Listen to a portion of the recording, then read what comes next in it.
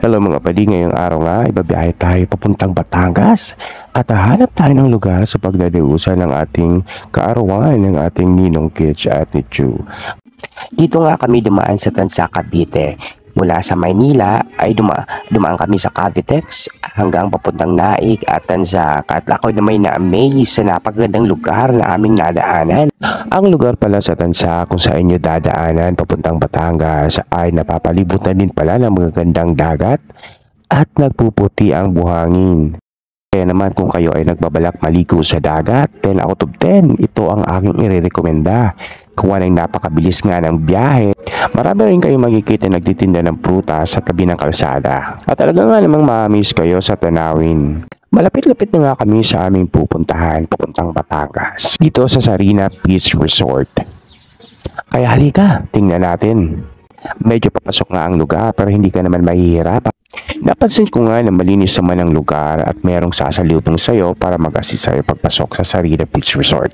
Meron din silang mga pinapatupad na guideline parang araw ito sa kaayusan ng resort at ng paligid. May mga katabing resort din akong nakita dito. Ang kagandaan nga sa araw na ito ay hindi masyado matao. Pagpasok ko naman sa resort ay bumungad sa akin ang dalawang pinto ng kwarto na palagay ko ay magkakasya ang 20 tao. Meron din ito sariling swimming pool kung saan pwede ang mga bata maligo. Kaya halika, samahan nyo ako at tingnan natin ang loob. Dito nga sa unahanan mayroon pa dalawang cottage at tinignan ko nga ang taas. Dito naman sa harap nito ay mayroon dalawang cottage kung saan may capacity na 10 tao. Ang lahat ng kwarto naman ay napakaganda dahil ito ay aircon. Sakto nga ito sa amin dahil kami ay may bilang na 45 katao at sa murang halaga nakuha lang namin ito ng 25,000. Saktong-sakto nga ito sa amin, malawak ang lugar at may dalawang kusina.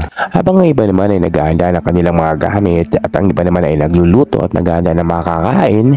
Siyempre, ang inyong lingkod ay naghahanda rin para sa programa mamaya at meron tayong mga palarong gagawin para sa ating mga kasama. At pagdating naman nga ng gabi ay meron tayong party-party at siyempre hindi mawawala ang inuman dito sa buti na nga at meron silang lugar na stage malapit lang sa pool. Kaya kung meron man malaseng, malamang itutulak na lang natin. Silipin naman natin ang dagat dito kung maganda ba at napansin ko nga na napakalinis ang lugar. Talaga nga namang nililinisan nila para sa kanilang mga guests. Hindi na nga lang ako makaalis sa aking kinatatayuan dahil nga napakainit ngayon. Pero kung makikita nyo, napakaganda ng dagat at mga katabing resort naman ay maayos. Kung ganito lang naman nga kaganda, abay masasabi mo na sulit na rin ang pera. Pinaka-importante nga sa lahat. At syempre, kailangan mag-enjoy ang lahat at maging masaya. Kaya sa konting panahon na lang, tayo nga ay magpapa-games or magpapalaro na. Kaya naman naging excited ng lahat, lalo na si Ash kasi narinig niya na mayroong palaro at syempre, hindi siya pwedeng hindi kasaya. Kaya ang inyong lingkod naman excited din para sa pag-uumpisa ng ating programa. Siyempre, mag-interview muna tayo ng ating mga kasama at mga kasali sa palaro. Maraming salamat. Pakinggan naman natin ang saloobin ng ating Red Dragon. Siyempre, siya ang leader. Sinamahan na namin yung birthday ni Chu at saka ni Chick para... Kasi ano naman same people lang din naman yung gusto niyang makasama sa birthday niya. So, sinabay na namin. So, again, thank you sa pagpunta, especially sa mga friends ni Chick.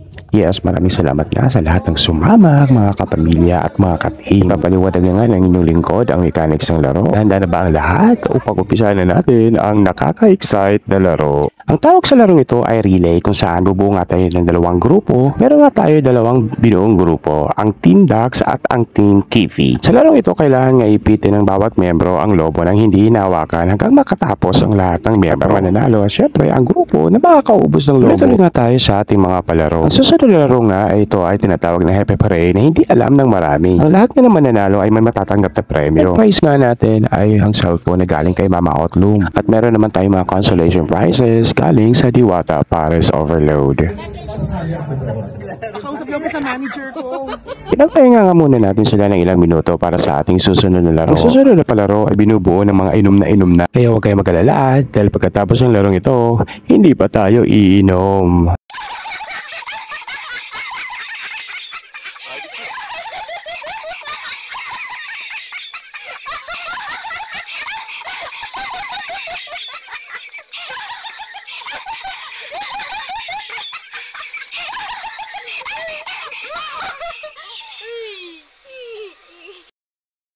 Pumunta naman tayo sa ating highlights ng event. Siyempre, meron tayo inhandang konting programa para sa ating my birthday. message mo kay Chip? Ikaw ang magbibigay ng message. Stay sweet.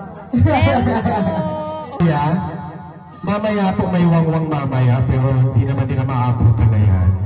So itong mga picture na to, no, patawagan ko lang isa, dahil tayo pong mas nakakilala kay Kids.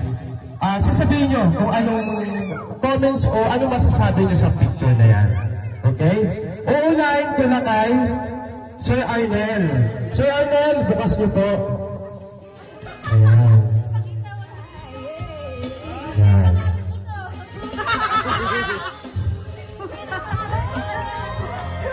Ayan.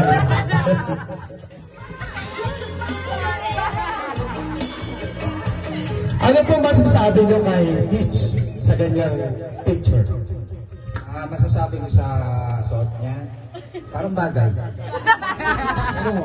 Parang bagay sa kanya. Nakapost ko siya na ganun pa. Try kaya natin to, Chief. Kahit 1 month lang. Ayan, thank you. Yung ano masabi mo doon? Ano ba yung picture na yun? Ano yan, ginaya ko si Jan sa pageant niya.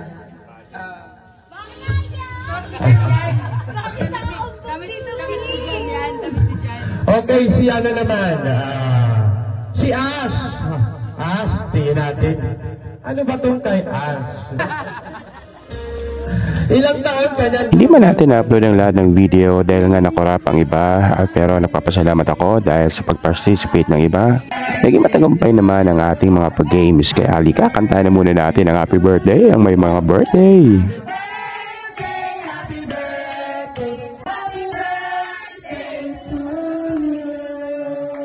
Ayan, happy birthday nga sa inyong dalawa, Nong at Chu. Naway marami pa tayong birthday na pagsasaluhan.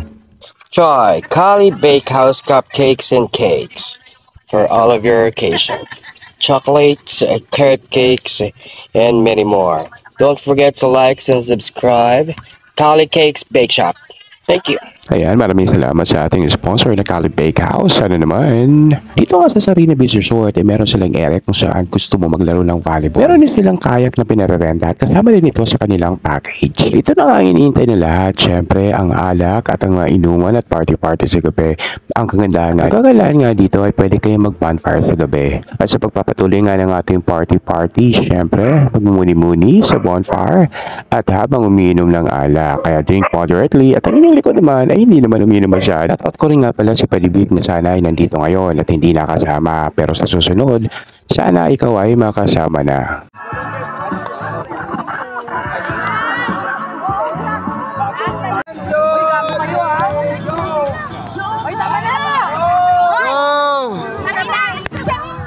Nagising nga ako ng maaga para pumunta dito sa tabi ng dagat. At nakita ko naman ng mga tropa, ayan sila. Hindi na kami nakapagkumustahan, gawa ng sila init mamadali. Pero okay lang.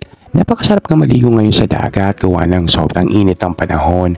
Kaya ito si Kumare, alam ko marami itong nalasing kagabi. Maya-maya nga lang magagayak na kami pa uwi, gawa ng ang check-in nga pala dito sa resort ay mula alas 12 ng tanghali hanggang alas 12 naman ng tanghali kinabukasan. Kaya naman kami ay nagayak na. At babiyahe na kami. Siyempre, doon pa rin kami sa dinaanan namin. At ngayon naman ay dadaan kami dito sa Cavian Cave. Ang sabi nga nila, pag mula ka raw dito, kailangan ay alerto ka kasi baka may makita ka. Yun naman ay kasabihan lang ng mga nakakarami. Pero hindi maaari na hindi kami hinto para makapagpa-picture nga dito dahil nga ito ay dinarayo ng mga motorista. Maraming salamat nga pala sa panonood ng video ito. Hanggang sa susunod mga padi, kung inyo nga nagustuhan itong video na to, ay huwag niyo kalimutang i-share. Marami pa tayong magawang honest video. Huwag kalimutang mag-follow. Maraming salamat.